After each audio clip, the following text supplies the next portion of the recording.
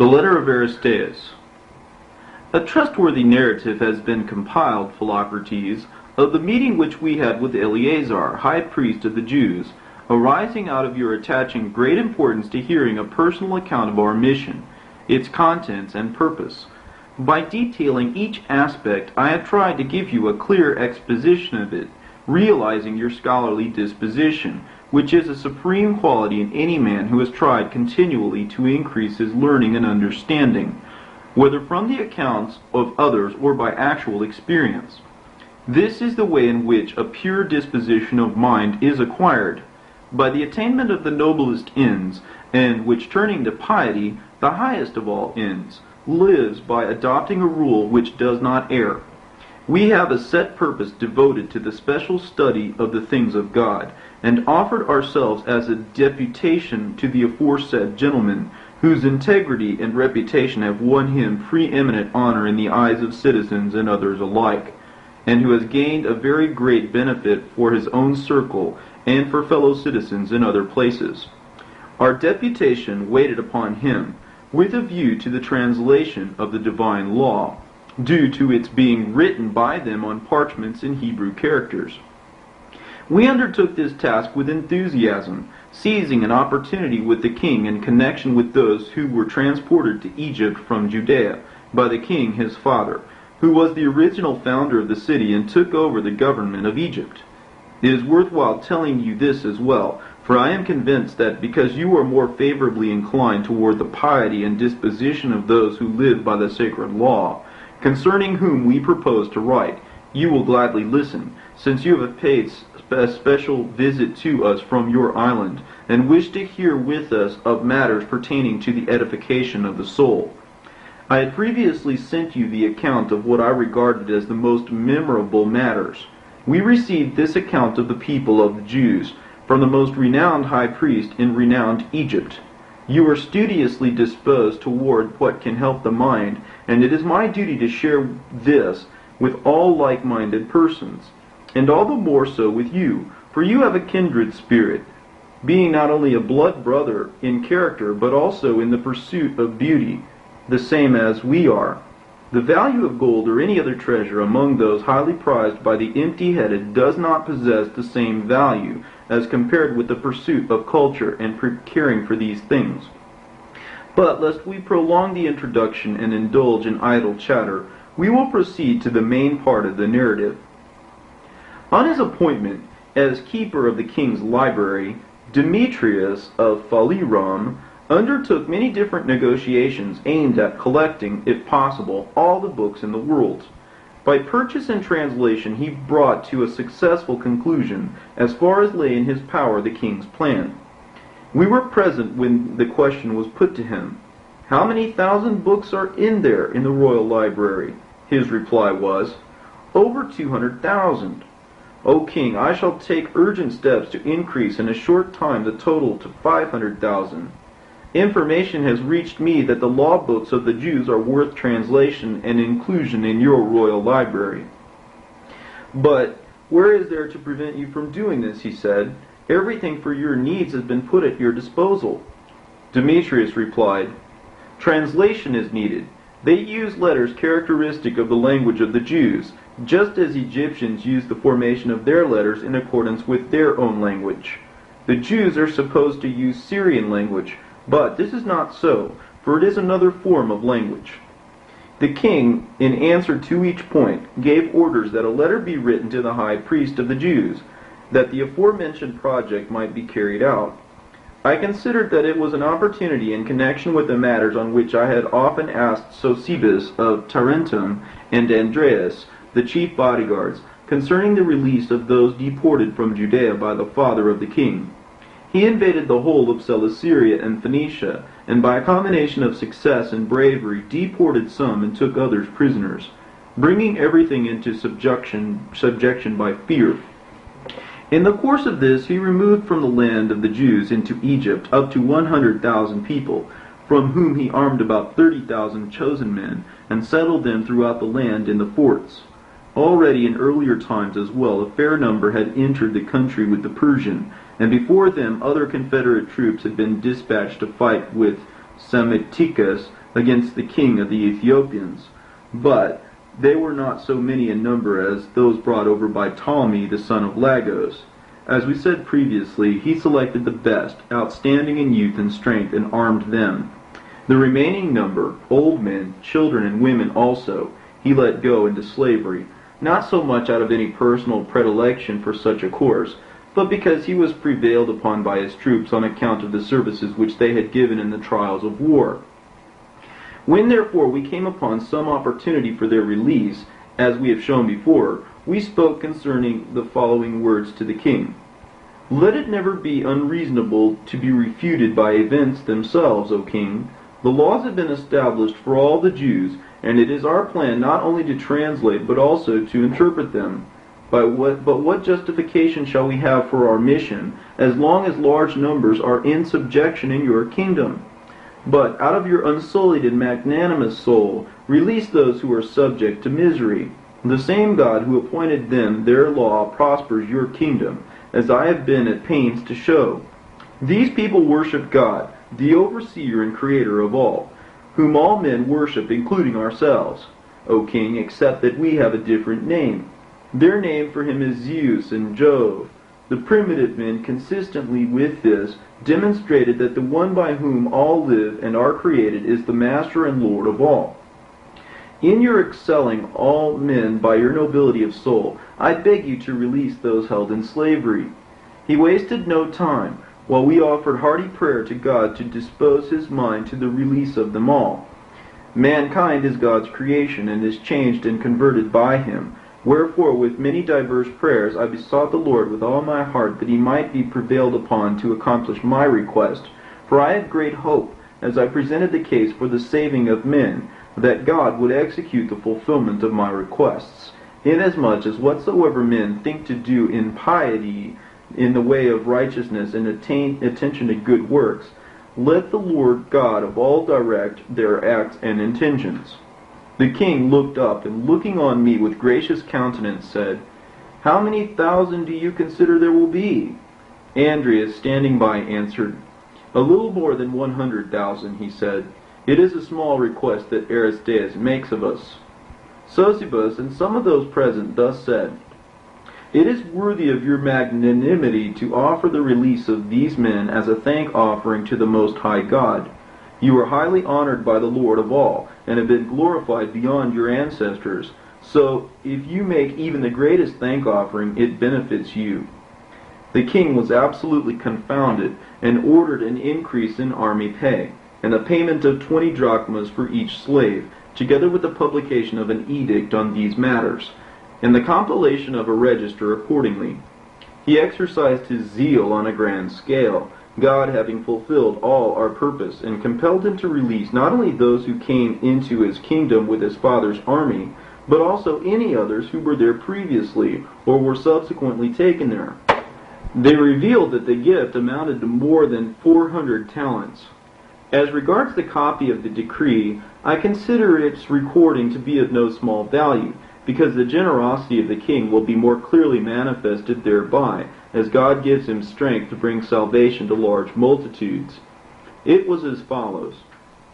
By order of the king, as many as joined our fathers' campaigns in the region of Syria and Phoenicia, and in their advance into the territory of the Jews became masters of Jewish personnel, which they transported into the city or the country or sold to others, and likewise any such who were there before the advance or were subsequently brought in, those who hold such persons shall forthwith release them, receiving as the price for each individual 20 drachmas, such money to be paid in the case of soldiers with the issue of their pay, and in the case of the remainder from the royal treasury. It is our opinion that these prisoners were taken contrary to the wishes of our father in a manner quite improper, and that excessively drastic military action caused the destruction of their land and the transportation of the Jews into Egypt. The assistance from the soldiers given along the plain was quite enough, and the enslavement of these men is accordingly entirely inequitable. We have a reputation of dispensing justice to all men, and all the more to those who are enslaved without good reason.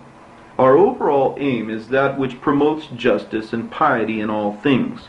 We have accordingly decreed that all Jewish personnel in slavery everywhere in the kingdom for whatever reason shall be released, their owners to receive the payment laid down above, and that no one shall deal in a slow manner in these matters. 3 days from the day of publication of this decree, the owner shall furnish registers to those appointed over these matters, giving immediately details of these persons. We have concluded that it is in the interest of ourselves and our royal affairs that this matter shall be accomplished. Anyone who so wishes may give information concerning those who have disobeyed this edict, on the understanding that he will assume the office of the accused if found guilty. The possessions of such men shall be appropriated into the royal treasury. This decree was submitted to the king for his perusal. It was identical in all other respects except for the clause, and likewise any such who were there before the advance or were subsequently brought in, which the king added with his own hand, showing his magnificent magnanimity.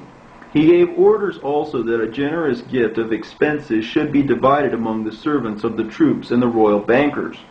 Once so decided, it was implemented in 7 days. The gift amounted to more than 660 talents. A large number of children at the breast were also set free with their mothers. There was an additional proposal to the effect that 20 drachmas should be given for these, and the king commanded that this also should be done, thus completely accomplishing every detail of his policy. When this had been completed, he commanded Demetrius to report on the copying of the Jewish books. All measures were taken by these kings by means of edicts and in complete safety, with no trace of negligence or carelessness. For this reason I have set down the copies of the report and of the letters, as well as the number of those returned and the state of each, because each of them was outstanding and magnificent. The copy of the memorandum is as follows.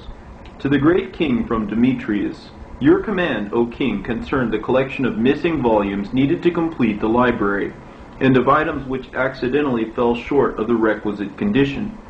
I have highest priority and attention to these matters, and now make the following further report. Scrolls of the law of the Jews, together with a few others, are missing from the library, for these works are written in Hebrew characters and language, but they have been transcribed somewhat carelessly and not as they should be, according to the report of the experts, because they have not received royal patronage. These books also must be in your library in an accurate version, because this legislation, as could be expected from its divine nature, is very philosophical and genuine.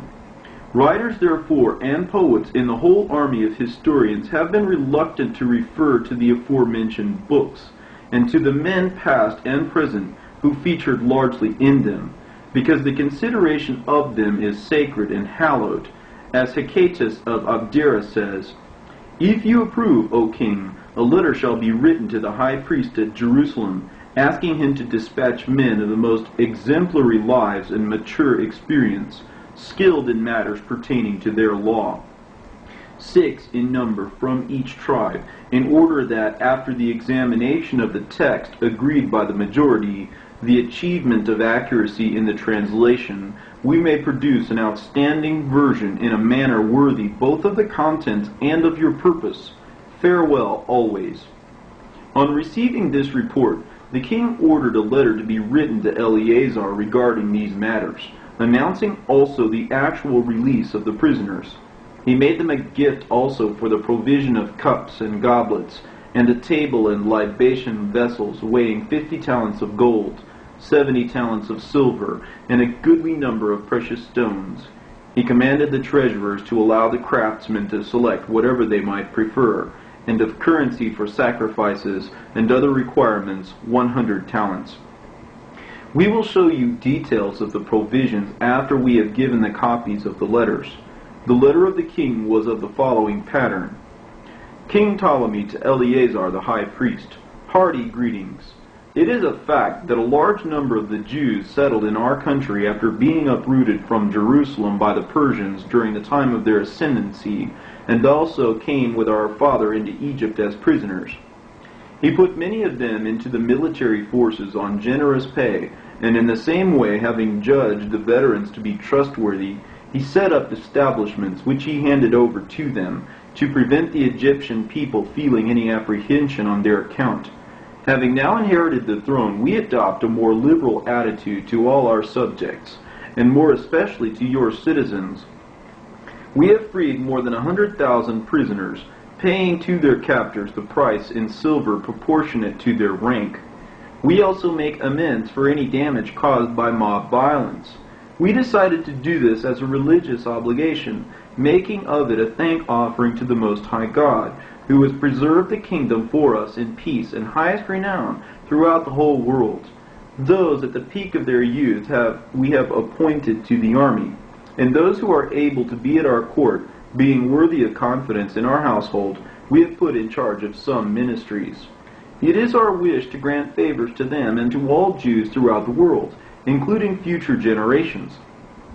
We have accordingly decided that your law shall be translated into Greek letters from what you call the Hebrew letters, in order that they too shall take their place with us in our library and the other royal books.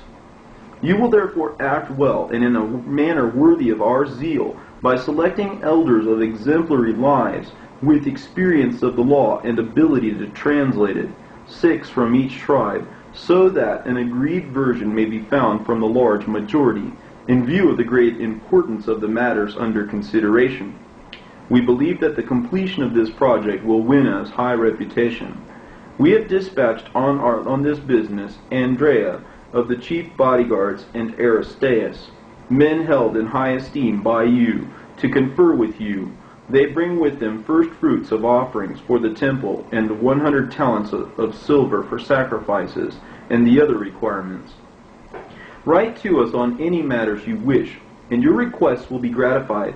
You will be performing also an act worthy of friendship, for what you choose will be carried out with all dispatch. Farewell. In reply to this letter, Eleazar wrote an acceptance as follows. Eleazar, the high priest to King Ptolemy, dear friend, greeting. Good health to you and to Queen Arsinoe, your sister, and to your children. If that is so, it would be well, and as we wish. We too are in good health. On receipt of your letter, we rejoice greatly because of your purpose and noble plan. We therefore collected together the whole multitude and read it to them, that they might know your piety toward our God. We also showed them the vessels which you sent, 20 of silver and 30 of gold, 5 cups and a table for offering. And for the performance of the sacrifices and the furnishing of the temple requirements, 100 talents of silver, brought by 2 men highly esteemed by you, Andreas and Aristeas, gentlemen of integrity, outstanding in education, worthy in every respect of your conduct and justice. They also communicated to us your messages, in reply to which they have heard from us also sentiments consistent with what you wrote. Everything which is to your advantage, even if it is unnatural, we will carry out. This is a sign of friendship and love. You have also bestowed great unexpected benefits upon our citizens in many ways. We therefore offered sacrifices without delay for you, your sister, your children, and your friends. The whole multitude made supplication that it should come to pass for you entirely as you desire, and that God, the ruler of all, should preserve your kingdom in peace and glory, and that the translation of the sacred law should come to pass in a manner expedient to you and in safety. In the presence of the whole assembly we selected elders, honorable men, and true, 6 from each tribe, whom we have sent with the law in their possession. It will be a noble deed, O righteous king, if you command that once the translation of the books is complete, these men be restored to us again in safety. Farewell. The names of the men are as followed. First tribe, Joseph, Ezekiah, Zechariah, John, Ezekiah, and Eliseus. Second tribe, Judas, Simon, Samuel, Adaias, Mattathias, and Esclamias. Third tribe, Nehemiah, Joseph, Theodosius, Basaias, Ornias, and Dachis. Fourth tribe, Jonathan, Abrias, Eliseus, Ananias, and Chabrais. Fifth tribe, Isaac, Jacob, Jesus, Zebedæus, Simon, Levi. Sixth tribe, Judas, Joseph, Simon, Zechariah, Samael, and Selemiah. Seventh tribe, Zebedæus, Zedekiah, Jacob, Isaac, Jesaias, Nathaias. Eighth tribe, Theodosius, Jason, Jesus, Theodotus, John, and Jonathan. Ninth tribe, Theophilus, Abram, Arsam, Jason, Indemias, and Daniel. 10th tribe, Jeremiah, Eleazar, Zechariah, Baneas, Eliseus, and Dathias. 11th tribe, Samuel, Joseph, Judas, Jonathan, Shabbeu, and Dositheus. 12th tribe, Isael, John, Theodosius, Arsamus, Abietes, and Ezekiel. 72 in all. The matters relating to the king's letter received the aforementioned reply from Eleazar and his advisers. Since I promised to give full details of the furnishings, I will now do so. The finished objects were conspicuous for their variety of craftsmanship. The king made a generous contribution and oversaw the craftsmen in each case, so that they could not neglect anything or finish it off thoughtlessly. First, I will describe the details of the table. The king's main plan was to make the furnishing an object outstanding in its measurements, and commanded inquiries to be made of the local people concerning the size of the precious ones set up in the temple at Jerusalem. When they gave him the measurements, he asked a further question, whether he should make it larger. Some of the priests and the others said that there was nothing to prevent this. The king replied that though he was quite willing to make it even 5 times as large in size, he hesitated in case it proved to be useless for the services. He not only chose, he said, that his gift should be placed in that building, but would be much more pleased if the appointed ministers duly performed the appropriate rites upon the furnishings which he had provided.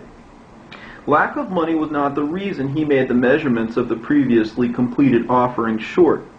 But it is plain, he said, for what reason they were so constituted in their measurements. Had there been any precise order to that effect, there should be nothing lacking now. Accordingly, we must not transgress nor overstep what is right and proper. He commanded that the fullest use should be made of the variety of the arts, his intentions being pious in every respect, and having naturally a good eye for appreciating how things will look. In cases of unspecified items, he commanded that they should make them with an eye to their beauty, not expense. In cases of specified items, measurements should tally with them. Their finished work was 2 cubits in length, 1.5 in height. They made it solid all over with highly precious gold, by which I mean not just an outer covering of gold, but the plate itself superimposed.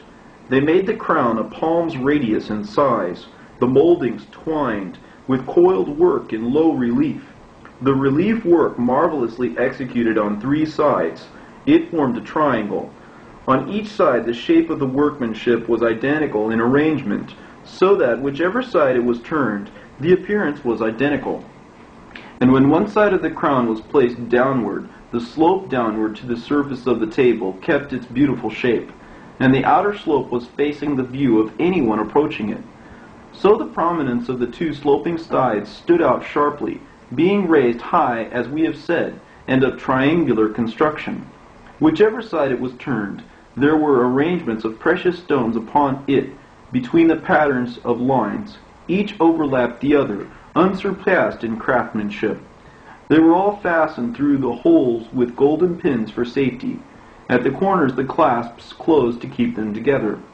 On the sides, on the crown, all round, as one looked at the top of an ovate border had been fashioned, set with precious stones, in prominent relief, with uninterrupted striped reliefs, closely connected with each other around the whole of the table. Beneath the relief of the precious stones, which made the aforesaid ovate border, the craftsman made a crown adorned with all sorts of fruit, preeminently conspicuously with grapes and ears of corn, also dates, apples, olives, pomegranates, and the like. Thus they fashioned the stones in the shape of the aforesaid fruits, in the color appropriate to each type, and then attached them with the golden band around the whole design of the table in profile. After the disposition of the crown, a similar arrangement had been designed to match the scheme of the border, and likewise the rest of the fluting and engraving, because the table had been made for use on both sides, whichever side they began, so that the position of the moldings and of the crown matched the side where the feet were. They made a special metal plate over the whole breadth of the table, 4 fingers deep, so that into it the feet fitted, which had fasteners with holes for attaching under the crown to ensure its use, whichever side they began.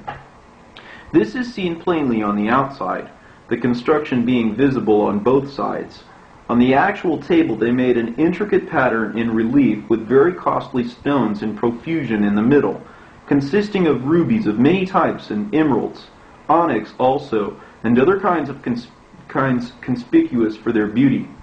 After the arrangement of the aforesaid patterns, there was superimposed a web with interstices marvelously contrived, which made the central view rhomboid in shape, and on it was put in relief a stone of crystal, and what is called amber, providing the viewers with a sight beyond compare. They made the feet with the capitals adorned with lilies, the lilies opening out underneath the table. The inside parts which could be seen they made with real covering of gold leaf. The support of the foot on the ground was adorned liberally with rubies, having an arrangement of a foot at the front, 8 fingers wide. On it was placed all the stress of the foot. They made a sprouting ivy cluster of stone entwined in anthocus, and surrounded all around with the foot with a vine together with the grape clusters, all fashioned out of stone, as far as the head. The same pattern was applied to the 4 feet. Everything was artistically contrived and introduced uniformly, showing preeminence of experience in art with an emphasis on realism, so that the arrangement of the leaves seemed actually to receive a movement of breath in the air fanning them. Everything was modeled for realistic representation. They made the mouth of the table threefold, of 3 layers as it were, each layer fitted to the other with dovetailing joints through the thickness of the piece of furniture. They made the joints so closely fitting as to be invisible and incapable of detection. The thickness of the whole table was not less than half a cubit, so that the whole piece weighed many talents. For since the king had decided to add nothing to the measurement insofar as greater expenditure was required for making them bigger, he increased the number of talents' weight, and so, in accordance with his purpose, every detail was completed in an extraordinary and remarkable way, unparalleled in craftsmanship and outstanding in beauty. 2 of the drinking bowls were made of solid gold, of overlapping design and relief from the base to the center, with very artistic joining together of the stones in the middle of the layers. There was superimposed an intricate pattern a cubit high, incorporated into the design by intricate work in precious stones, exhibiting meticulous art combined with beauty. On this was fluting intermingled with circular patterns, giving a mesh-like appearance as far as the mouth. On the central part, small bosses of stones, one group close to another, and of varied types, not less than 4 fingers in size, complemented the conspicuous beauty of the whole. On the brim of the mouth, shapes of lilies with flowers and interwoven clusters of grapes were fashioned all around. Such was the pattern of the golden drinking bowls, holding above 2 large measures. The silver ones had a smooth appearance, being a reflector marvelously adapted for this very effect, so that everything brought near it flashed more clearly than in mirrors. It is not, however, possible to relate the additional details added to give the impression of realism. When it was finished, and the pieces put one upon another, that is to say, a silver drinking bowl first, then a gold, then one in silver and one in gold, the overall effect of the sight was entirely beyond description, and even those who approached to see it were unable to tear themselves away from the brilliance and delight in what they saw. The living craftsmanship of the work now made visible was subtly diverse. As people looked at the actual finishing in gold, a certain fascination ensued, coupled with odd amazement, as the attention concentrated on each artistic device in turn. And again, when anyone wanted to gaze at the arrangement of the silver, everything reflected all around, However, one stood and caused even greater amazement among the spectators, so that the manifold artistry of the masterpieces was absolutely indescribable. They engraved the golden goblets with crowns of grapes in the middle, and around the edges they plated in relief a crown of ivy, myrtle, and olive, into which they inserted precious stones.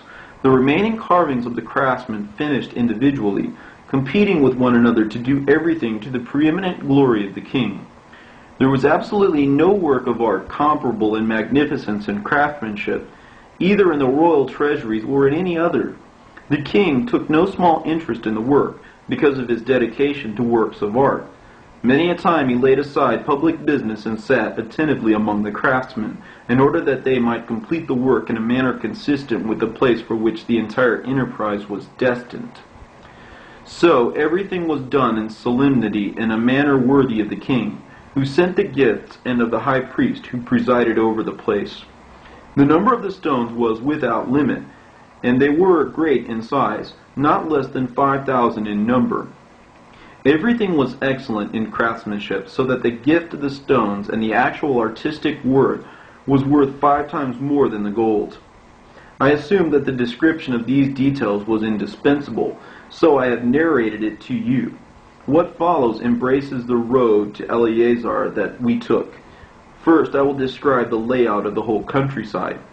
When we approached near the site, we saw the city built in the midst of the whole land of the Jews, upon a hill which extended to a great height. On the top of the hill the temple had been constructed, towering above all. There were 3 enclosing walls, over 70 cubits in size, the width being proportionate and the expense which excelled in every respect. It was obvious that the expenditure of money had been restricted upon the door, the fastenings upon it by the doorposts, and the strength of the lintels. The configuration of the veil was, in respects, very similar to the door furnishing, and most of all, in view of continuous movement caused to the material by the undercurrent of the air, it was continuous because the undercurrent started from the bottom and the billowing extended to the rippling at the top, the phenomenon making a pleasant and unforgettable spectacle. The furnishing of the altar was constructed in a manner commensurate with the place and the sacrifices consumed in the fire, and that of the ascent to it likewise. The site had the latter designed in a manner consistent with seemliness for the ministering priests swathed up to the loins in leather garments. The house faces east, and the rear of it faces west. The whole foundation was decked with precious stones, and had slopes leading to the appropriate places for carrying the water which is needed for the cleansing of the blood from the sacrifices. Many thousands of animals are brought there in the festival days. There is an uninterrupted supply not only of water, just as if there had been a plentiful spring rising naturally from within, but also of indescribably wonderful underground reservoirs, which, within a radius of 5 stadies from the fountain of the temple, revealed innumerable channels for each of them, the streams joining together on each side. All these were covered with lead down to the foundation of the wall. On top of them, a thick layer of pitch, all done very effectively. There were many mouths at the base, which were completely invisible except for those responsible for the ministry, so that the large amounts of blood which collected from the sacrifices were all cleansed by the downward pressure and momentum. Being personally convinced, I will describe the building plan of the reservoirs just as I understood it. They conducted me more than 5 stadies outside the city, and told me to bend down at a certain spot and listen to the noise at the meeting of the waters. The result was that the size of the conduits became clear to me, as has been demonstrated. The ministering of the priests was absolutely unsurpassable in its vigor, and the arrangement of its well-ordered silence. All work hard of their own accord, with much exertion, and each one looks after his appointed task. Their service is unremitting, sharing the sacrifices, some undertaking the carrying of wood, others oil, others wheaten flour, others the sweet spices, others offering burnt offerings of the parts of the flesh, all of them exerting their strength in different ways. They divide the legs of the bullocks with both hands, though they are more than 2 talents in weight in almost every case, and then with an upward movement rip off with each hand in an amazing way a sufficiently large portion with unerring accuracy. The sheep and the goats are similarly treated in a remarkable way, weight and fat notwithstanding. Those whose concern it is choose in every case spotless specimens outstanding for fatness. Thus, the aforesaid procedure is carried out. They have a rest room set aside, where those who are resting sit down. When this happens, some of those who are rested stand up with alacrity, but no one orders the arrangements of their ministry. A general silence reigns, so that one might think that there was not a single man in the place, although the number of ministers in attendance is more than 700. In addition to a large number of the assistants bringing forward the animals for sacrifice, everything is carried out with reverence and in a manner befitting supreme divinity. It was an occasion of great amazement to us when we saw Eleazar engaged in his ministry, and all the glorious vestments, including the wearing of the garment, with precious stones upon it in which he is vested, golden bells surrounding the hem at his feet, and make a very special sound. Alongside each of them are tassels adorned with flowers and of marvelous colors. He was clad in an outstandingly magnificent girdle, woven with the most beautiful colors. On his breast he wears what is called the oracle, to which are attached 12 stones of different kinds, set in gold, giving the names of the patriarchs, and what was the original order, each stone flashing its own natural distinctive color, quite undescribable. Upon his head he has what is called the tiara, and upon this the imitable mitre, a hallowed diadem having in relief on the front and the middle of the holy letters on a golden leaf the name of God, ineffable in glory. The wearer is considered worthy of such vestments at the services. Their appearance makes one awestruck and dumbfounded. A man would think he had come out of this world and into another one. I emphatically assert that every man who comes near the spectacle of what I have described will experience astonishment and amazement beyond words, his very being transformed by the hallowed arrangement on every single detail. For the inspection of the entire scene we climbed to the neighboring citadel, and viewed it from there.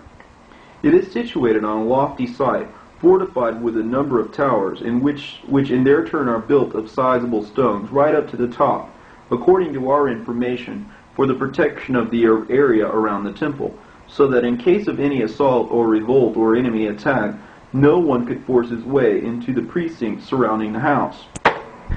There were catapults in position upon the towers of the citadel, and a variety of engines. The place dominated the aforementioned precincts.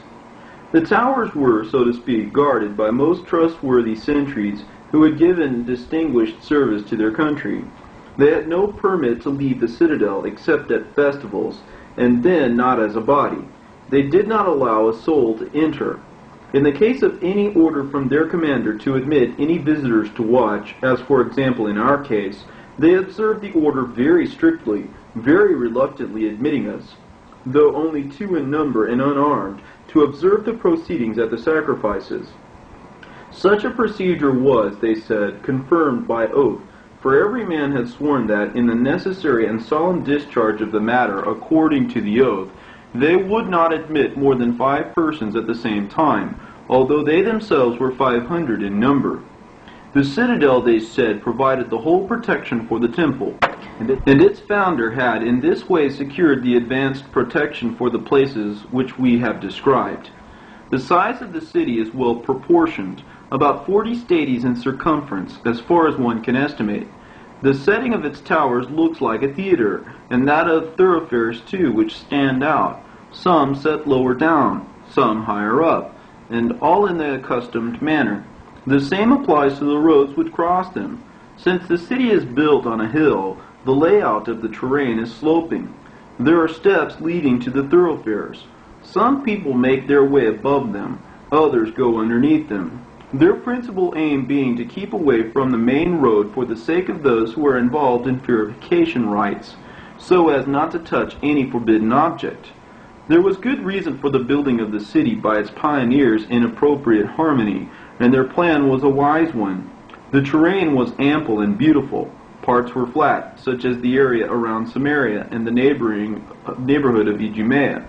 Other parts were hilly, such as the neighborhood of Judea. Continuous attention to husbandry and the care of the land is necessary to ensure good yield as a result for the inhabitants. When this attention is paid, all farming is accompanied by abundant yield on all the aforesaid land. In such of the cities as achieve large size and its accompanying prosperity, the result is abundance of population and neglect of the land, because everyone is bent on cultural delights, and the whole population in its philosophy is inclined to pleasure. This is what happened with Alexandria, which excelled all cities in size and prosperity. Dwellers from the country migrated to that city and remained there, thus bringing agriculture into decline. So the king, to prevent their settling, gave orders that their stay should not be longer than 20 days. To those also in charge of business matters, he gave written instructions that, should it be necessary to summon anyone to attend, the matter should be dealt with in 5 days. As an indication of the importance he attached to this, he appointed officials and their staff by districts to prevent the farmers and chief men of the city engaging in business, thus diminishing the treasury, that is to say, the profits of farming. We have made this digression because Eleazar has traced out the aforementioned facts for us so well. The zeal of the farmers is indeed remarkable. In fact, their land is thickly covered with large numbers of olive trees and corn crops and pulse, and moreover with vines and abundant honey. As for the fruit trees and date palms which they have, no number can be given. They have many flocks and herds of various kinds, with ample pasture for them. So they perceived clearly that the areas needed to be well populated, and designed the city and the villages accordingly. A large quantity of spices and precious stones and gold is brought to the area by means of the Arabs. The land is agricultural and well fitted for commerce. The city is the home of many crafts, and there is no lack of goods imported from overseas, because of its convenient harbors which supply them, such as Ascalon, Joppa, and Gaza, and also Ptolemais, which the king founded in a central situation in regard to the aforementioned places, not far away from them. The district is well watered everywhere, has everything in abundance, and is very secure. The river Jordan flows around it and never dries up. The land originally measured not less than 60 million acres. Subsequently, neighboring peoples overran it. 600,000 settlers were established upon it, each having 100 acres. As the river rises, like the Nile, in the days approaching harvest, its waters have much of land, discharging its waters into another river in the region of Ptolemais, which in turn flows into the sea. Other torrents, as they are called, also flow down, covering the parts toward Gaza and the district of Azotus. The countryside is surrounded with natural defenses, being difficult to invade and not negotiable for large numbers because of the narrow approaches, with overhanging precipices and deep ravines, and the whole mountainous surroundings of the entire area being very rugged. It used to be said that copper and iron mines were formerly sunk in the neighboring hills of Arabia, but in the time of the Persian supremacy they were abandoned because of the false allegation by the responsible authorities of the time that their working was unprofitable and very expensive.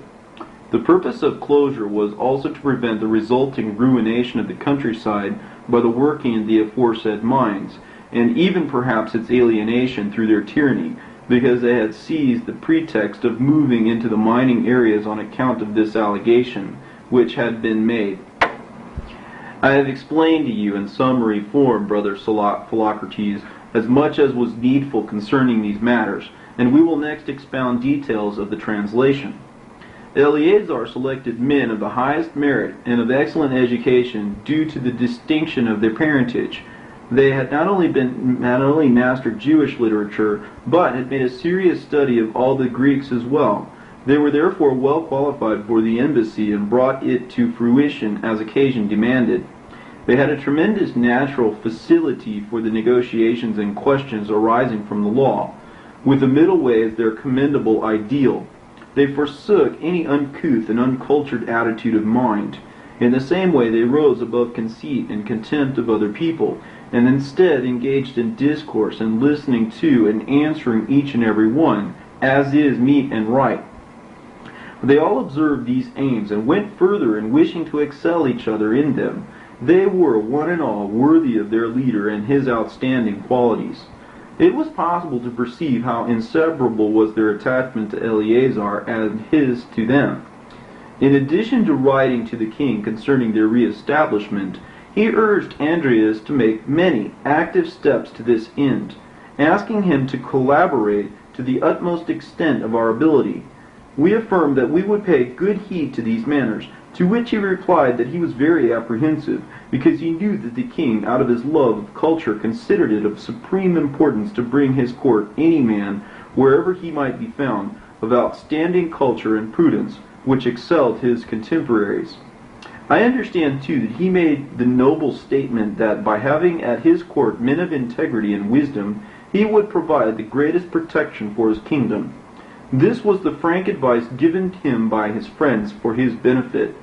The point is amply confirmed in the delegates whom he sent.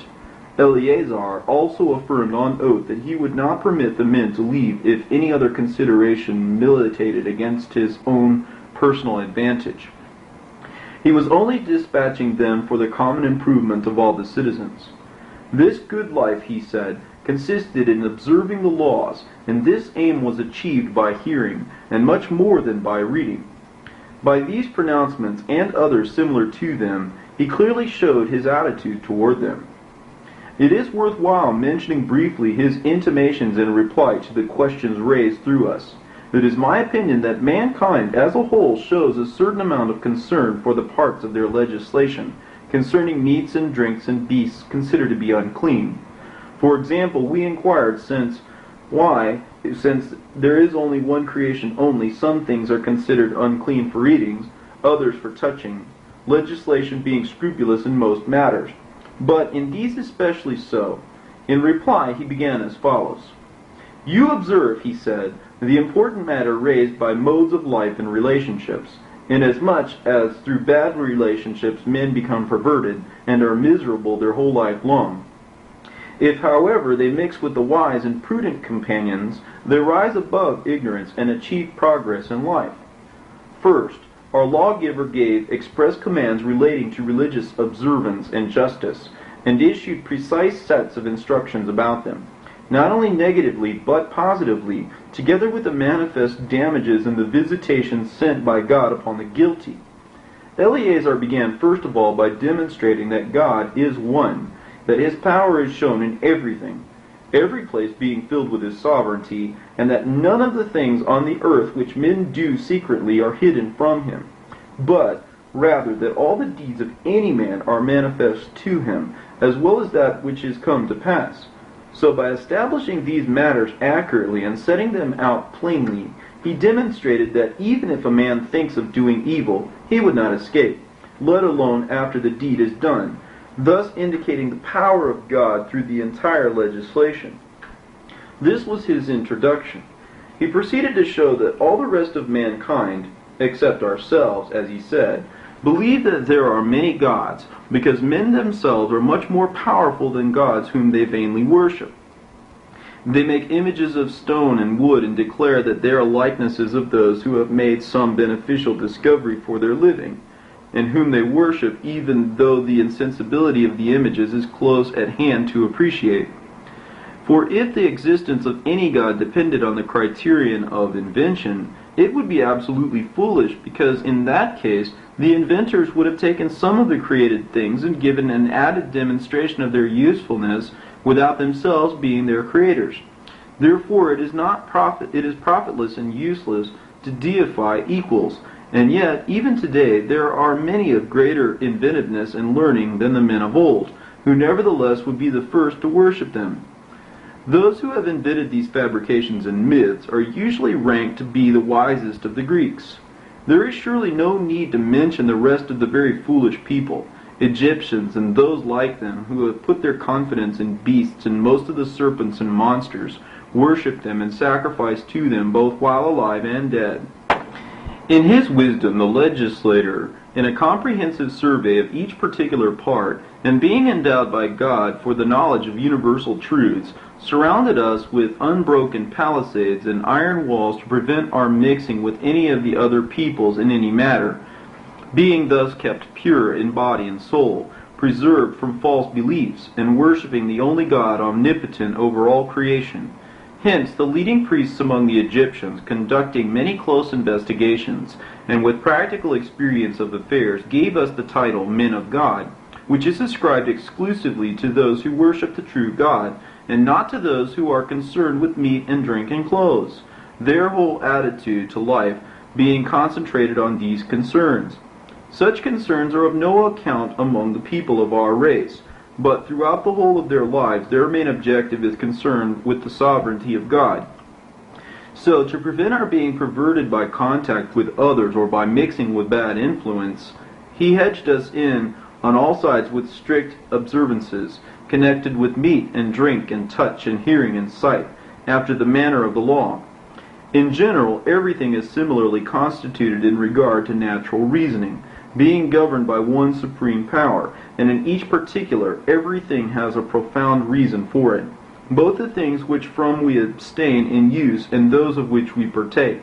For illustration, I will briefly give you one or two examples. Do not take the contemptible view that Moses enacted this legislation because of an excessive preoccupation with mice and weasels or such like characters.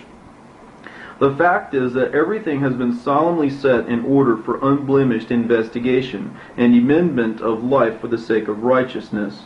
The birds which we will use are all domesticated and of exceptional cleanliness, their food consisting of wheat and pulse, such birds as pigeons, turtle-doves, locusts, partridges, and in addition geese and others of the same kind. As to the birds which are forbidden, you will find wild and carnivorous kinds, and the rest which dominate by their own strength, or who find their food at the expense of the aforementioned domesticated bird, which is an injustice. And not only that, they also seize lambs and kids and outrage human beings, dead or alive, by calling them impure. He has thereby indicated that it is the solemn binding duty of those for whom the legislation has been established to practice righteousness, and not to lord it over anyone in reliance upon their own strength, nor to deprive him of anything, but to govern their lives righteously, in the manner of the gentle creatures among the aforesaid birds, which feed on those plants which grow on the ground, and do not exercise a dominion leading to the destruction of their fellow creatures. By means of creatures like this, the legislator has handed down the lesson to be noted by men of wisdom, that they should be righteous and not achieve anything by brute force, nor lord it over others in reliance upon their own strength. In cases where it is not meet even to touch any of the aforesaid creatures, because of their natural habits with other creatures, surely all possible precautions must be taken to prevent human morals degenerating to their level. Everything pertaining to conduct permitted us toward these creatures and toward beasts has been set out symbolically. Thus, the cloven hoof, that is the separation of the claws of the hoof, is a sign of setting apart each of our actions for good, because the strength of the whole body with its action rests upon the shoulders and the legs. The symbolism conveyed by these things compels us to make a distinction in the performance of all our acts, with righteousness as our aim. This moreover explains why we are distinct from all other men. The majority of other men defile themselves in their relationships, thereby committing a serious offense, and lands and whole cities take pride in it. They not only procure the males, they also defile mothers and daughters. We are quite separated from these practices. The man with whom the aforesaid manner of disposition is concerned is the man on whom the legislator has also stamped that of memory. For example, all cloven-footed creatures and ruminants quite clearly express to those who perceive it the phenomenon of memory.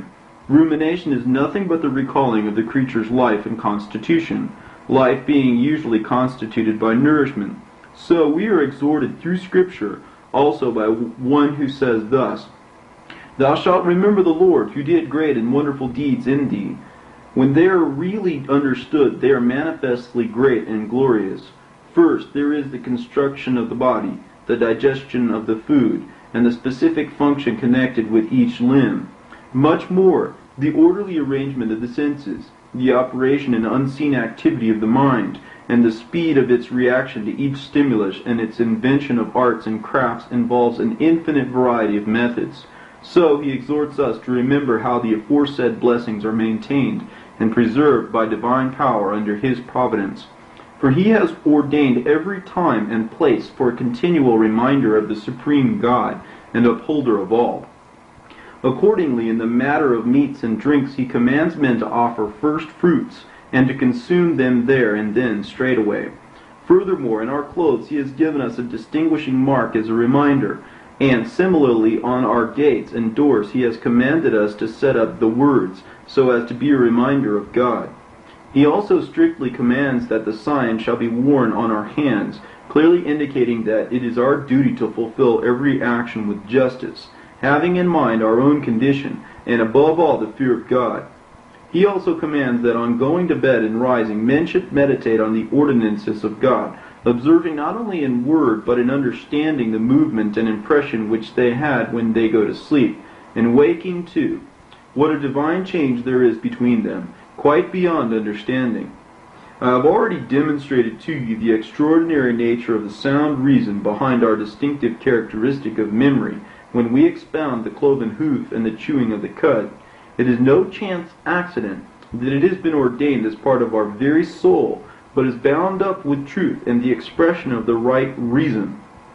After prescribing each set of regulations concerning meat and drinks, and matters relating to touch, he commands that no act be done nor word be heard to no injustice. The same principle can be found in the case of beasts, because the character of weasels and mice, and all creatures like them, which have been described, is mischievous. Mice pollute and defile everything, not only for their own nourishment, but also to the extent of rendering absolutely useless for human beings everything which comes their way to defile. The species of weasel is unique. Apart from the aforementioned characteristic, it has another polluting feature, that of conceiving through its ears and producing its young. For this reason, any similar feature in men is unclean. Men who hear anything and give physical expression to it by word of mouth, thus embroiling other people in evil, commit no ordinary act of uncleanliness, and are themselves completely defiled with the taint of impiety. Your king's action in removing such people, for so we are informed, is amply justified. I said, you refer to informers, I suppose, for he systematically imposes upon them punishment and painful death. Indeed, I do refer to them, he replied. Being on the lookout to murder men is unholy. Our law forbids harming anyone in thought or in deed.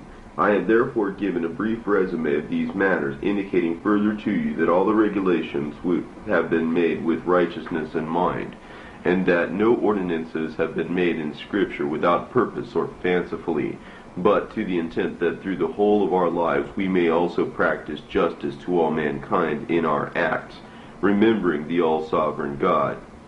In the matter of meats, the unclean reptiles, the beasts, the whole underlying rationale is directed toward righteousness and righteous human relationships. In my view, he habitually made out a good case for each separate category. For example, in the case of victims offered, calves, rams, and goats, he stated that it was our duty to take them from our herds and flocks, thus sacrificing domestic animals, but not a wild one, to prevent those who offer sacrifices being conscious in themselves of any excess, seeing that they followed the symbol of their legislator. Thus, the man who offers the sacrifice makes an offering of every facet of his being. Indeed, I consider that on these matters details of our way of life are worth narrating.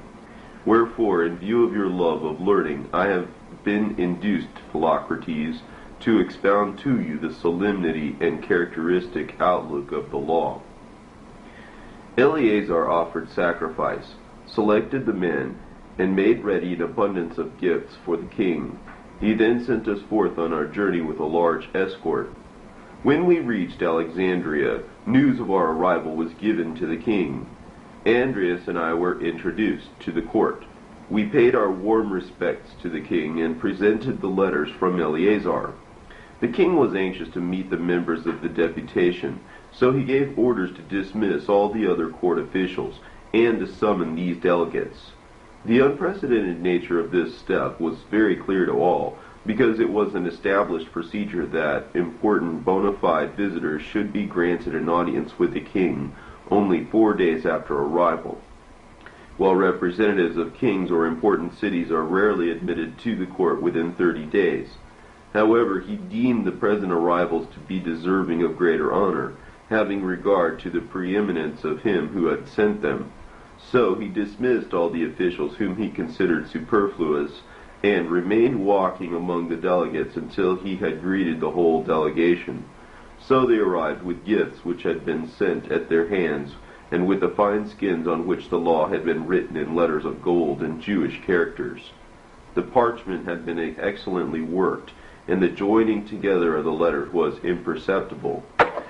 When the king saw the delegates, he proceeded to ask questions about the books, and when they had shown what had been covered and unrolled in the parchments, he paused for a long time, did obeisance about 7 times, and said, "I offer to you my thanks, gentlemen, and to him who sent you even more, and most of all to the God whose oracles these are."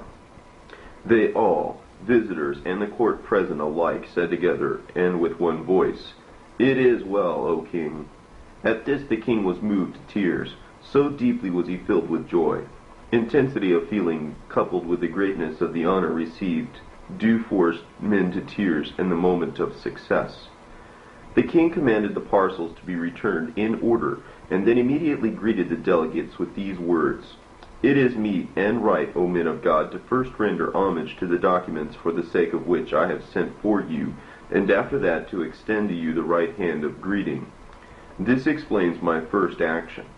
I regard this day of your arrival as of great importance, and it shall be specially marked year by year throughout the time of our life, and for by a happy chance it coincides with our victory at sea against Antigonus.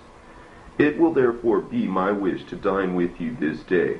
Everything of which you partake," he said, "will be served in compliance with your habits. It will be served to me as well as to you."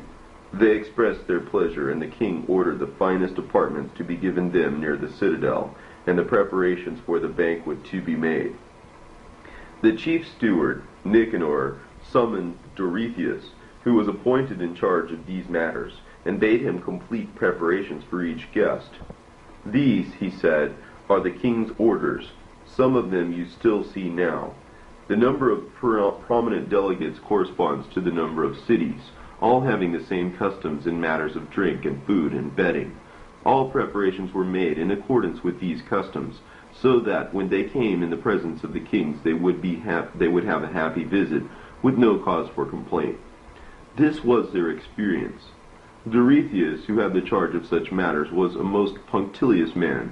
He arranged all the furniture of which he had charge, all reserved for this type of reception. He set out the couches in 2 lines, in accordance with the royal command, because the king had ordered that half should sit at his right hand, and the rest behind his royal couch, leaving no stone unturned in his desire to do these delegates honor. When they had taken their places, he ordered Dorotheus to carry everything out in accordance with the customs practiced by all his visitors from Judea. So Dorotheus passed over the sacred heralds, the sacrificial ministers, and the rest, whose habitual role was to offer the prayers. Instead, he invited Eleazar, the oldest of the priests, our guests, to offer a prayer. He stood and spoke these memorable words: "May the Almighty God fill you, O king, with all the blessings which he has created, and may he grant you your wife and children and all those of the same mind to enjoy all the blessings without end all the days of your life." At these words from this man, thunderous applause broke out with cries of rapturous joy, lasting a long time. Then they straightway turned to the enjoyment provided by the foods which had been made ready, all the service being carried out through the organization of Dorotheus, including the royal pages and the king's honored guests. When, after an interval, he found an opportunity, the king asked the occupants of the first couch, they were seated according to age, "How can one keep his kingdom without offense to the end?" After a short pause, he replied, "You would administer it best by imitating the eternal goodness of God, by using long-suffering and treatment of those who merit punishment more leniently than they deserve. You will convert them from evil and bring them to repentance." The king commended the answer and asked the next guest, "How should one act in each case?" The reply was, "If he practiced just dealing toward all, he will perform each task well for himself, believing that every thought is manifest to God. Take the fear of God as your guiding principle, and you will not fail in anything." He received him warmly and asked another guest, "How can one make his friends like himself?" He replied, "If your friends saw that you showed intense concern for the people whom you rule, this you will do by observing how God blesses the human race, giving them health and food and all other gifts in their season." He commended him and asked the next guest, "How in his dealings and judgments can one gain the approbation even of those who lose their cases?" The reply was, "If you are fair to all in what you say, and if you take no action arrogantly or in your own strength against wrongdoers, this you will achieve if you have regard to the method of God. For the prayers of the deserving are fulfilled, but those who fail, either through visions or acts, that which is harmful to them is demonstrated. For God does not smite them in proportion to their offenses, nor by the greatness of his strength, but exercises clemency." The king highly approved this also, and asked the next guest, "How then can one be undefeated in the necessities of war?" To which he replied, "If he did not place his confidence in his numbers and his forces, but continually invoked God to direct his enterprises aright, as he dealt justly in everything." He commended this guest also, and asked the next one, "How can one be respected by his enemies?" The reply was, "If in spite of developing his great array of arms and forces, he knew that these things are useless in bringing anything to a lasting conclusion.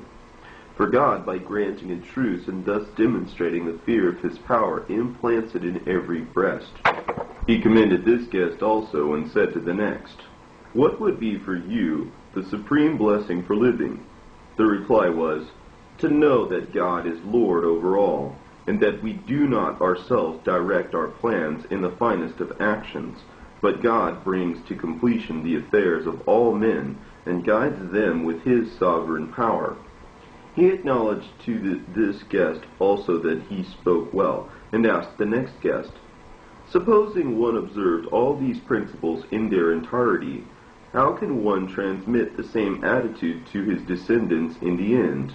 His reply was, "By continual prayer to God that he may receive good designs for what is to be done, and by exhorting his descendants not to be dazzled by fame or by riches. The bestower of these things is God himself, and men do not have excess of anything through their own merits." The king commended these sentiments and inquired of the next guest, "How can one endure with equanimity what happens?" His reply was, "Only if you adopt it as a basic principle that all men have been created by God to share the greatest ills as well as the greatest blessings, and that it is impossible, being a man, to be without some of both.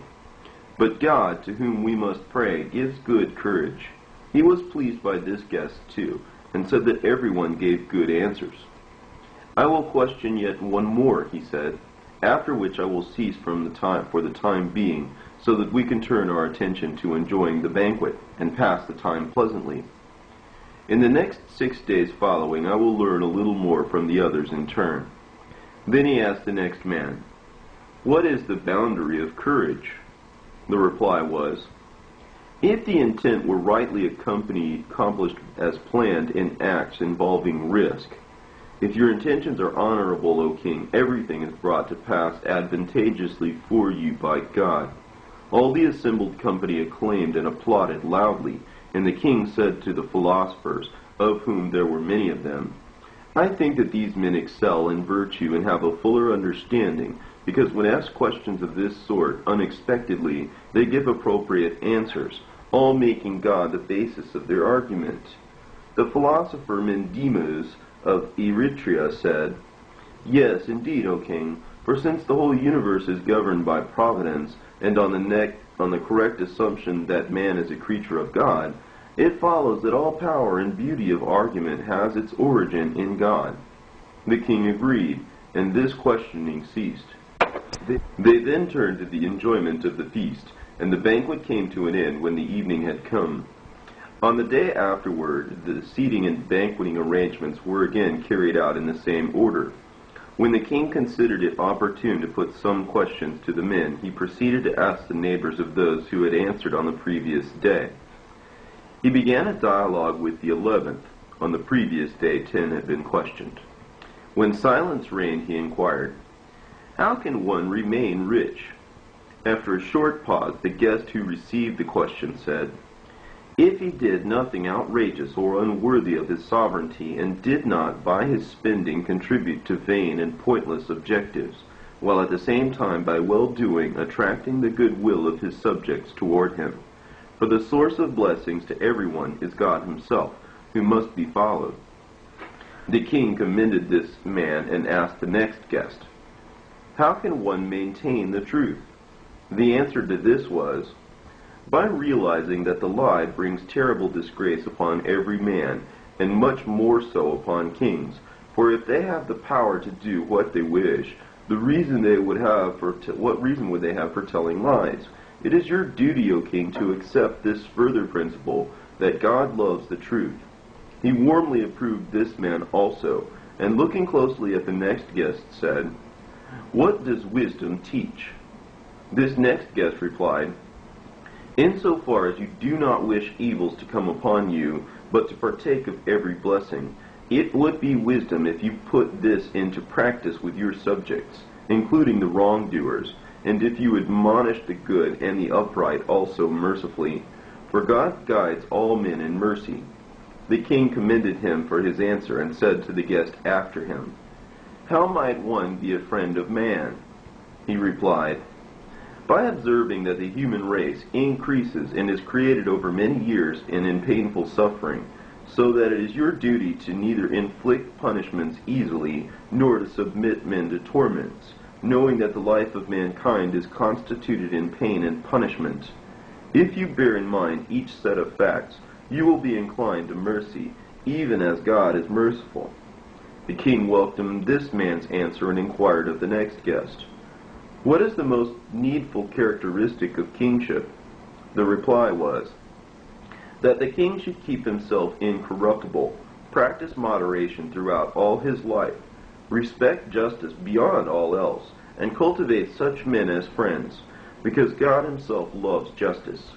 He commended this guest also, and said to his neighbor, "What is the essence of godliness?" He replied, "The realization that God is continually at work in everything and is omniscient, and that man cannot hide from him an unjust deed or an evil action. For as God does good to the whole world, so you, by imitating him, would be without offense." The king agreed with him and said to the next guest, "What is the definition of kingship?" The reply was, "Real self-mastery, not being carried away by wealth and glamour, nor having as a result an overweening or unworthy ambitions. That would be kingship, if you reasoned well. You have everything you need at hand. God likewise does not want anything, and yet is merciful. You too must think in human terms. Do not desire overmuch, but only what is sufficient for reigning." He complimented him and asked the next guest, "How would one think the finest thoughts?" He replied, "By setting justice before him continually in everything, and thinking that injustice is negation of life, for God always provides for the just the greatest blessings." He commended this guest and said to the next, "How can one sleep undisturbed?" He replied, "You have asked a question on a matter which is difficult to answer, because self-consciousness is impossible in the realm of sleep, and we are confined in this sphere to a sensation which goes beyond the rational. Deep down in us, our experience of the things that happen in sleep is just as if they were actually seen. Nevertheless, we are irrational insofar as we imagine that we are in the sea and in boats, or that we are carried aloft on wings and fly to other places, and other such like things, and we think this is really happening. I have stated this as clearly as I can in every respect. O King, I beg you to lift up your words and actions to reverence for God, so that your conscience may be quite clear that you are following the path of virtue. Do not deliberately show favors unreasonably, nor destroy justice in your exercise of power. For the most part, indeed, the matters which occupy each man in his waking hours are those on which the mind dwells in sleep as well. And God directs a man's every thought and action, awake or asleep, when aimed at the highest goals. Hence the stability which continually surrounds you. The king complimented this guest also, and said to the next one, Since you were the 10th one to answer, we will turn our attention to dinner after this question. So he asked him, How can we avoid doing anything unworthy of ourselves? The reply was, Always have an eye to your glory and prominence, so that you may say and think what is consistent with it, knowing that all your subjects have you in mind and speak of you. You must really be not the least among the actors. They observe the character which they have to portray, and do all their actions consistently with it. Yours, however, is no acting role. You are really a king, God having granted you authority as your manner deserves. The king responded with prolonged, hearty, and genial applause, after which they invited the guests to sleep. When he had finished entertaining them, they turned their attention to the next day's arrangements for the banquet. On the next day the same arrangement was made, and when the king deemed it an appropriate time to ask the guests questions, he asked the first of those left over for subsequent questioning, What is the highest form of sovereignty? He replied, Control of oneself, and not being carried away by one's impulses. He said that it was quite natural for all men to incline their thoughts in one direction or another. The majority are likely to incline toward things to eat and drink and pleasure, but kings toward territorial conquest, depending on the greatness of their standing. And yet, in everyone, moderation is a good thing. What therefore God gives you, take and keep. Do not covet the unattainable. The king was pleased with this reply, and said to the next guest, How can one be free from envy? After a pause, he replied, First of all, by realizing that God assigns glory and greatness of wealth to kings, each and every one, and that no king is independent. All of them wish to share this glory, but they cannot. It is a gift of God. The king gave a long commendation to this guest, and asked the next one, How can one despise his enemies? He replied, By practicing goodwill to all men, and by forming friendships. You would owe no obligation to anyone. To practice goodwill to all men, and to receive a handsome gift from God. This is the highest good. He approved these words, and bade the next guest answer, asking him, How can one maintain the honor he received? The reply was, If by earnestness and favors he showed munificence and liberality towards others, he would never lack honor. Pray God continually that these qualities which I have mentioned may abide with you. He complimented him, and asked the next guest, To whom must a man be generous?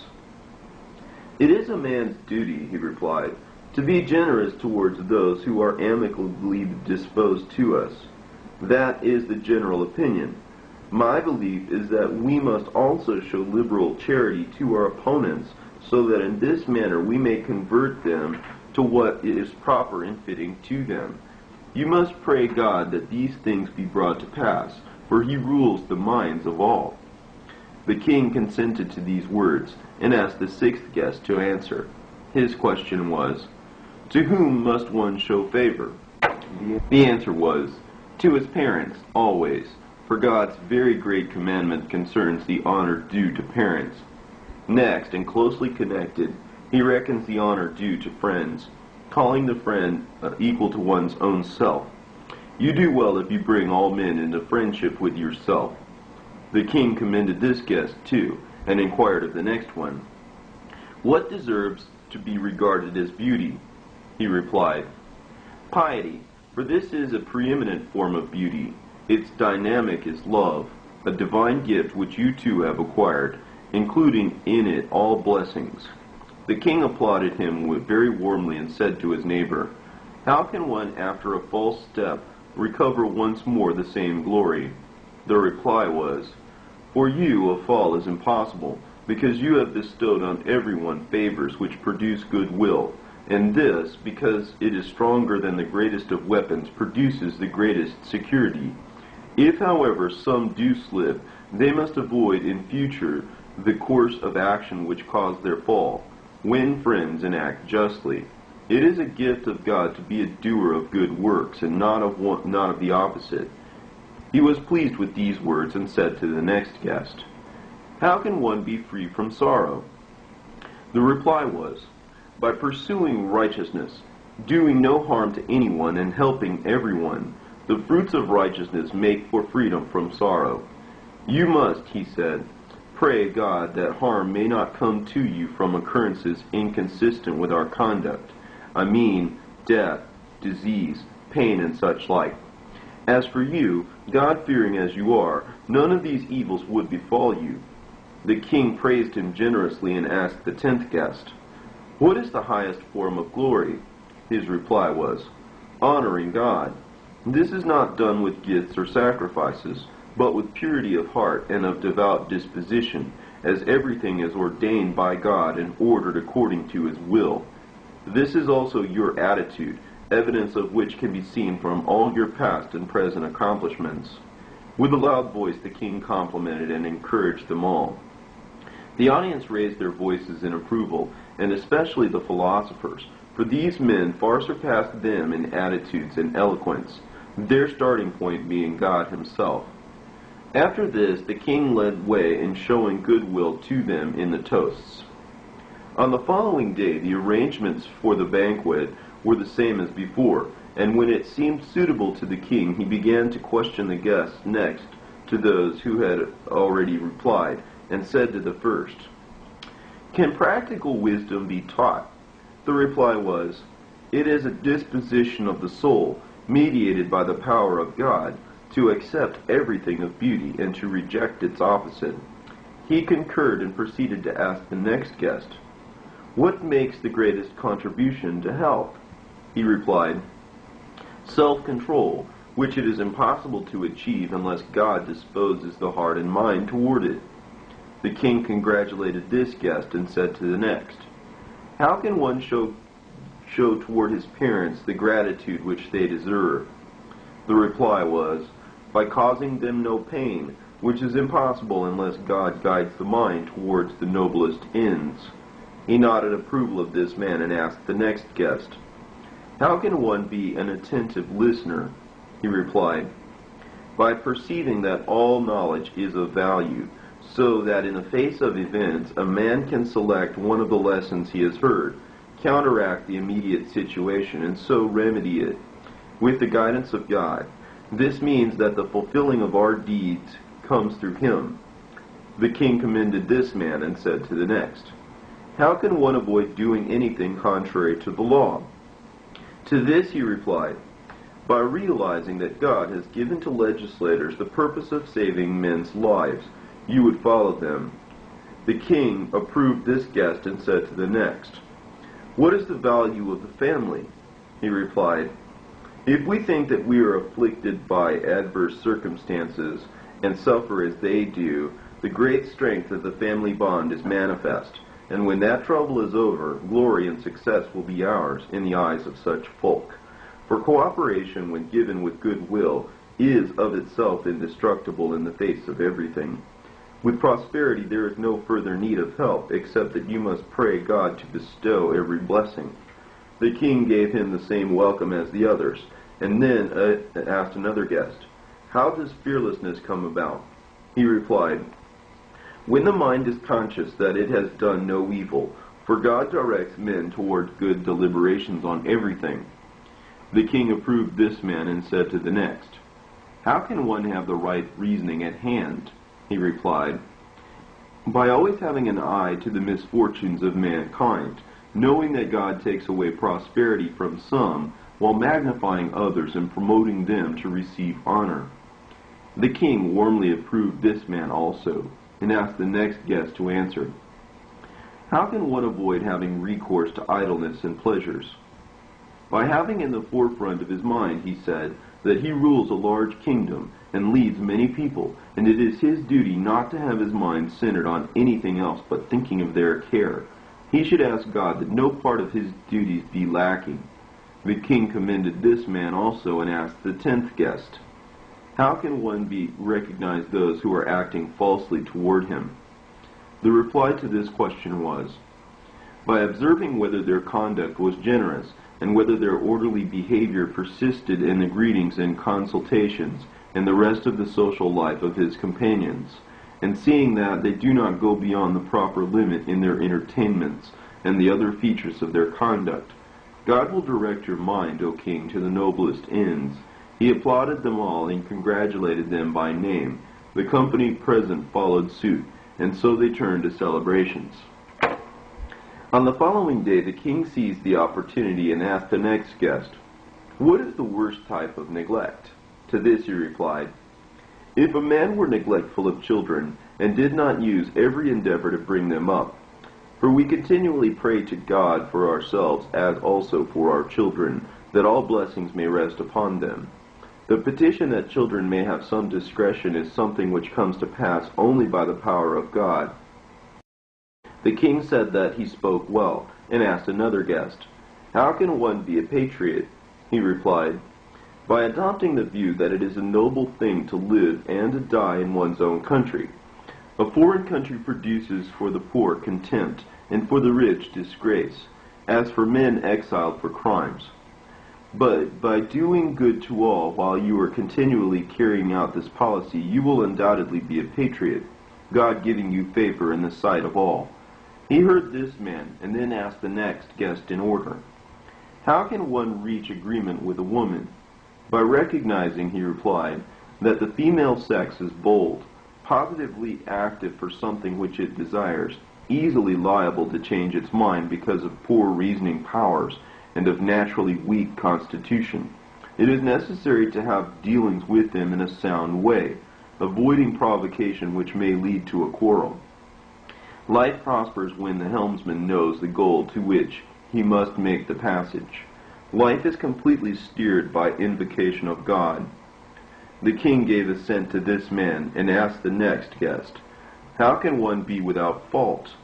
The reply was, by doing everything with considered judgment, not influenced by misrepresentations, but being your own judge of what is said, and in your judgment directing aright matters concerned with petitions made to you, and through your judgment bringing them to pass.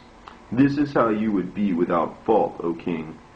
To have these intentions and to conduct oneself in the light of them is a task involving God's power.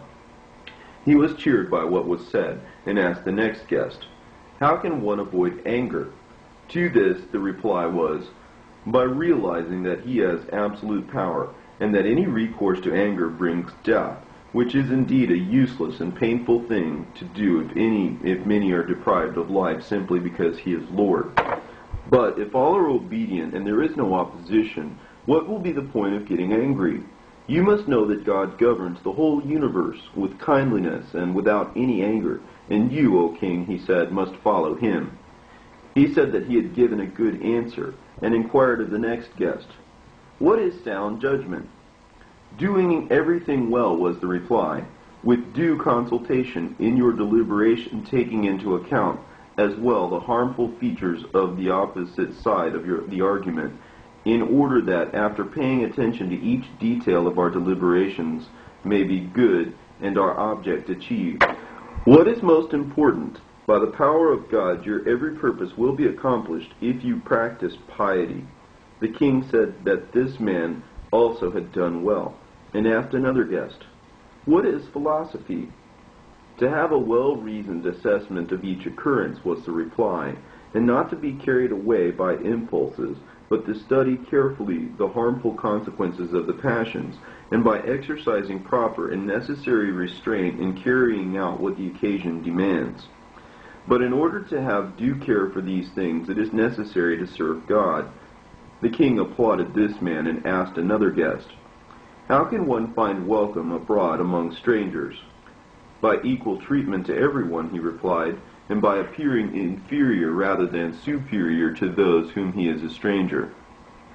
For, in general, God by his very nature welcomes that which is humble, and the human race deals kindly with those in subjection." The king bore witness to these sentiments and asked another, "How will the structure which one builds survive in the future as well?" To this the reply was, "If his accomplishments by his actions are great and glorious, so that those who see them show forbearance because of their beauty, and if he does not neglect a single one of those who carry out such works, and does not compel the rest to complete their part of the business without any payment, by considering how God cares for the human race and providing them with health and discernment and such like, he will himself do something accordingly by paying some compensation for sufferings endured. For the deeds which are of permanent value are those performed out of righteousness." The king said that this man had spoken well, and asked the 10th guest, "What is the fruit of wisdom?" His reply was, "A clear conscience of no evil done, and of living one's life in truth.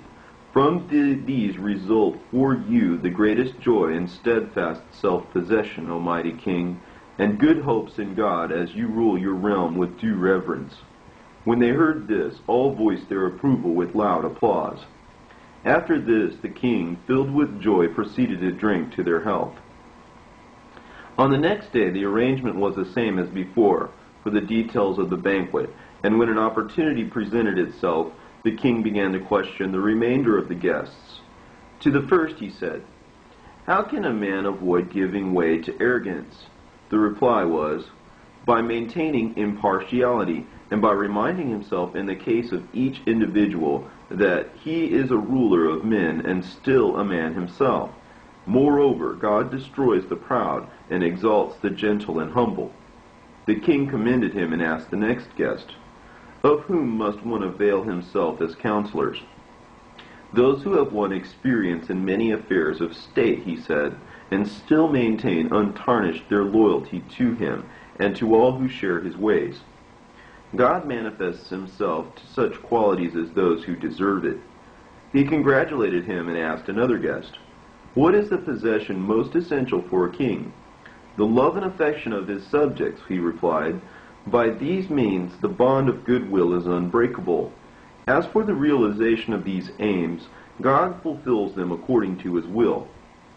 The king commended him and inquired of another guest, "What is the purpose of speaking?" "To persuade your opponent in debate," was his reply, "by pointing out his errors in an orderly list. In this way you will win over your listener, not being antagonistic, but using some commendation to persuade him. And persuasion succeeds through the activity of God." The king said that he had spoken well, and asked the next guest, "In view of the heterogeneous multitudes in the kingdom, how can one be in harmony with them?" "By adopting the role appropriate to each one, with justice as your guiding principle, as indeed is now your practice, God granting you sound reasoning." The king was pleased with this man, and said to the next guest, "At what things ought one to feel pain?" To which he replied, "At the misfortunes of our friends, when we see them long drawn out and incurable. When they are dead and released from evils, reason does not indicate for them any pain. But when human beings attribute to themselves even what is to their advantage, everyone suffers. The escape from every evil takes place only through the power of God." The king declared that this man replied as he ought to have done, and said to the next guest, "How does unpopularity arise?" He replied, "When arrogance and boundless self-confidence are predominant, dishonor ensues and destruction of good reputation. God controls all reputation, directing it where he wishes." He confirmed this man's answer and asked the next guest, "To whom must one entrust himself?" To those who are drawn to you by loyalty, he replied, and not through fear or flattery, with personal gain as their only objective. The former is a sign of affection, the latter of disaffection and expediency. The man whose aim is mere success is a natural traitor. As for you, you have the goodwill of all, as God bestows upon you sound counsels. He declared that this man's answer was wise, and said to another guest, What preserves a kingdom? To this the reply was, Concern and care that no harm shall come upon the multitudes through the officials appointed to serve their needs, which indeed is your policy, God bestowing upon you such noble intent. The king gave this man a word of encouragement and asked another guest, What maintains favor and respect? He said, Virtue, for it accomplishes good works and renounces evil, just as you keep your noble integrity toward all, having this gift from God. The king gave this man a favorable reception and asked the 11th guest, there being 2 over the 70, How can one be peacefully disposed at heart even in war? The answer was, By the knowledge that no evil has been committed upon any of your subjects, and that all are fighting for blessings received, knowing that even if they give their lives, you will take care of their property. You do not cease helping everyone, for God has given you the gift of kindliness. The king applauded them all heartily and greeted them with acclamation, drank the health of each one, and turned his attention to enjoying the feast, mingling among the guests with geniality and great delight. On the 7th day, after much preparation, and amid the additional company of many others from the cities, for there was a large number of delegates, the king, at a suitable opportunity, asked the first of those who had not yet been questioned, How can one avoid being deceived? The reply was, By investigating the speaker, his speech, and the subject of it, and by making the same inquiries over a longer period by other means. The possession of an acute mind is the ability to discern everything. That is an excellent gift from God, which indeed you possess, O king. The king heartily applauded, and asked the next man, Why does not the majority of human beings recognize virtue? Because all men, he said, have become naturally intemperate and inclined to pleasures, as a result of which injustice came about and the mass of greed. The virtuous disposition, on the other hand, restrains those who are attracted to the rule of pleasure, and commands them to respect self-control and justice more highly. God directs all these matters. The king affirmed that this man had given a good answer, and asked the next guest, Whose guidance must kings follow? The answer was, The laws, so that by practicing justice they may improve the life of men. In the same way that you by doing this have established an everlasting memory of yourself, following the commandments of God. He said that this man also gave a good answer, and asked the next guest, Whom ought one to appoint as chief ministers? He replied, Men who hate wickedness, and in imitation of his way of life do justice, so as to earn themselves good repute continually, just as you, O mighty king, he said, achieve this aim, God having granted you a crown of righteousness. He loudly approved of him, looked toward the next guest, and said, Whom must one appoint as commanders of his forces? He replied, Men of outstanding bravery and justice, who prefer saving men's lives to victory at the reckless risk of lives. As God showers blessings upon all, you too, in imitation of him, are a benefactor to your subjects. The king said that they had given a good answer, and asked another guest, What man deserves admiration? The reply was, The man endowed with glory and wealth and power, who deep at heart is the equal of everyone, just as you by your conduct deserve admiration, God giving you the gift of caring for these things. The king commended this man also, and said to the next guest, On what matters ought kings to spend most of their time? He said, Time should be spent on reading and on the accounts of travels, which have been written and dedicated to thrones for the permanent betterment of mankind. And this indeed you do, thereby winning glory beyond the reach of others, with God fulfilling your plans. The king warmly commended this man also, and asked another guest, "What must be one's conduct in relaxation and leisure?" The reply was, "Be a spectator of entertainments which exercise restraint, and keep before your eyes things in life done with decency and moderation. That is suitable and appropriate to life. There is indeed a therapeutic value in these things, for often even from the smallest items something worthwhile stands out. You are well versed in all restraint, and show love of wisdom in your activities, receiving your reward from God because of your moral goodness." The king was well pleased with what had just been said, and addressed the ninth guest. "How ought one to conduct himself at banquets?"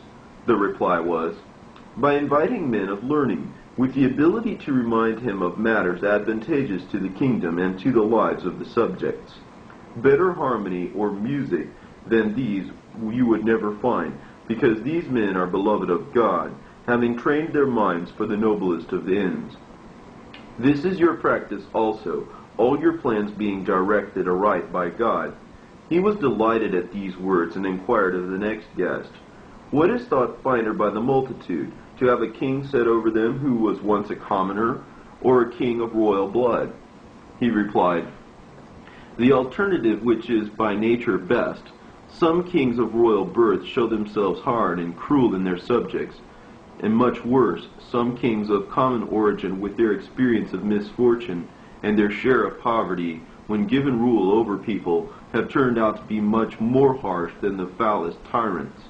But, as I said before, a noble character which has had its share of suitable education is capable of ruling, just as you, O mighty king, and are distinguished not so much by the outstanding glory and wealth of your kingdom, but because you excel all men in your moderation and humanity, God having endowed you with these gifts."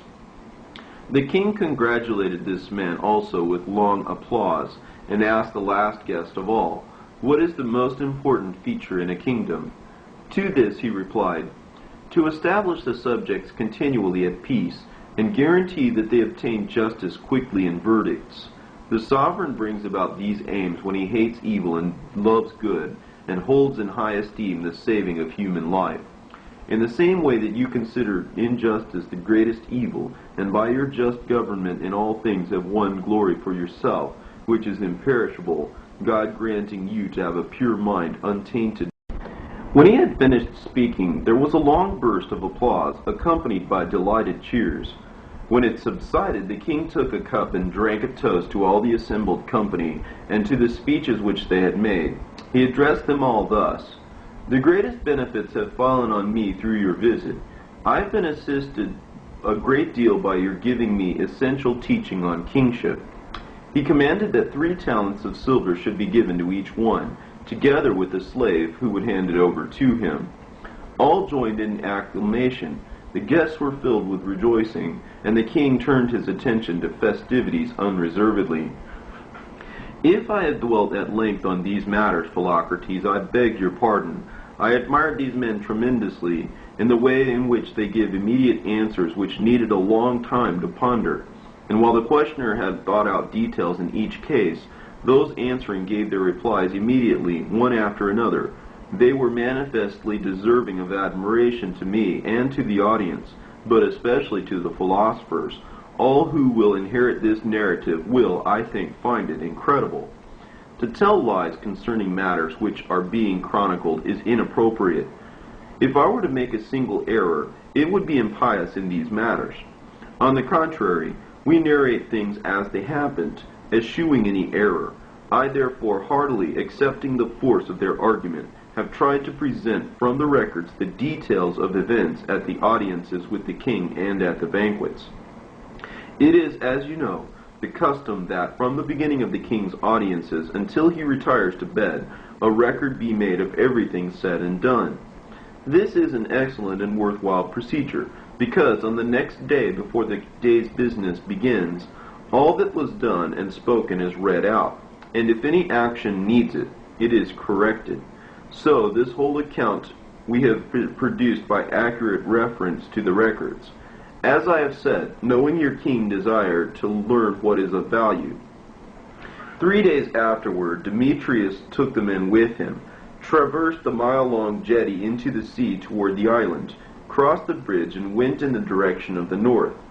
There he assembled them in a house which had been duly furnished near the shore, a magnificent building in a very quiet situation, and invited the men to carry out the work of translation, all that they would require being handsomely provided. They set to completing their several tasks, reaching agreement among themselves on each by comparing versions. The result of their agreement thus was made into a fair copy by Demetrius. The business of their meeting occupied them until the 9th hour, after which they were free for bodily rest and relaxation, everything which they desired being furnished on a lavish scale. Apart from all this, Aristeas also provided for them all that was prepared for the king. This was the order which he had received from the king. At the first hour of the day they attended the court daily, and after offering salutations to the king, retired to their own quarters. Following the custom of all the Jews, they washed their hands in the sea in the course of their prayers to God, and then proceeded to the reading and explication of each point. I asked this question: what is their purpose in washing their hands while saying their prayers? They explained that it is evidence that they have done no evil, for all activity takes place by means of the hands. Thus, they nobly and piously refer everything to righteousness and truth. In this way, as we said previously, each day they assembled in their quarters, which were pleasantly situated for quiet and light, and proceeded to fulfill their prescribed task. The outcome was such that in 72 days the business of translation was completed, just as if a result was achieved by some deliberate design. When it was completed, Demetrius assembled the company of the Jews in a place where the task of translation had been finished, and read it to all, in the presence of the translators, who received a great ovation from the crowded audience for being responsible for great blessings. Likewise also they gave an ovation to Demetrius and asked him, now that he had transcribed the whole law, and gave a copy to their leaders. As the books were read, the priests stood up, with the elders from among the translators and from the representatives of the community, and with the leaders of the people, and said, since this version has been made rightly and reverently, and in every respect accurately, it is good that this should remain exactly so, and that there should be no revision. There was general approval of what they said, and they commanded that a curse should be laid, as was their custom, on anyone who should alter the version by any addition or change to any part of the written text, or any deletion either. This was a good step taken, to ensure that the words were preserved completely and permanently in perpetuity. When the king received messages about these events, he rejoiced greatly, because it seemed that the purpose which he shared had been safely accomplished. All of the version was read by him, and he marveled profoundly at the genius of the lawgiver. He said to Demetrius, how is it that after such great works were originally completed, none of the historians or poets took it upon himself to refer to them? He said, because the legislation was holy and had come from God, and indeed some of those who made the attempt were smitten by God, and refrained from their design. Moreover, he said that he had heard Theopompus declare that, just when he was about to quote in a misleading way some of the previously translated pages from the law, he had a mental upset for more than 30 days. At its abatement, he besought God to make clear to him the cause of this occurrence. It was revealed to him in a dream that it was due to his meddlesome desire to disclose the things of God to common man. And then he said, he ceased and so recovered. I have also received from Theodictus, the tragic poet, the report that when he was about to include in a play a passage from what was written in the Bible, he was afflicted with cataract of the eyes. He suspected that this was why the affliction had befallen him, so he besought God for many days and recovered. When the king had received, as I previously mentioned, Demetrius's account on these matters, he bowed and gave orders for great care to be taken of the books, and for their hallowed preservation. He invited the translators to visit him often after their return to Judea. It was, he said, only fair for their departure to take place, but when they returned he would, as was right, treat them as friends, and they would receive the most liberal hospitality at his hands. He ordered preparations to be made for their departure, and treated the men magnificently, presenting to each one 3 robes of the finest materials, 2 talents of gold, a cup worth of talent, and a complete furnishing for a dining room. He also sent to Eleazar, along with their luggage, 10 silver-footed couches, with all accessories to go with him, a cup worth 30 talents, 10 robes, purple cloth, a magnificent crown, 100 lengths of finest linen, vessels, bowls, and 2 golden goblets for a dedication. He also wrote with an invitation that if any of the men desired to return to him, there would be no impediment, because he attached great importance to the company of men of culture, and invested his wealth liberally in such men, and not in useless expenditure. There you have, Philocrates, as I promised, my narrative. These matters, I think, delight you more than the books of the mythologists, for your inclination lies in the direction of concern for things that benefit the mind, and to them you devote the greater time. I will also attempt to write down the remainder of what is worthwhile, in order that in going through it you may achieve the very noble reward of your purpose.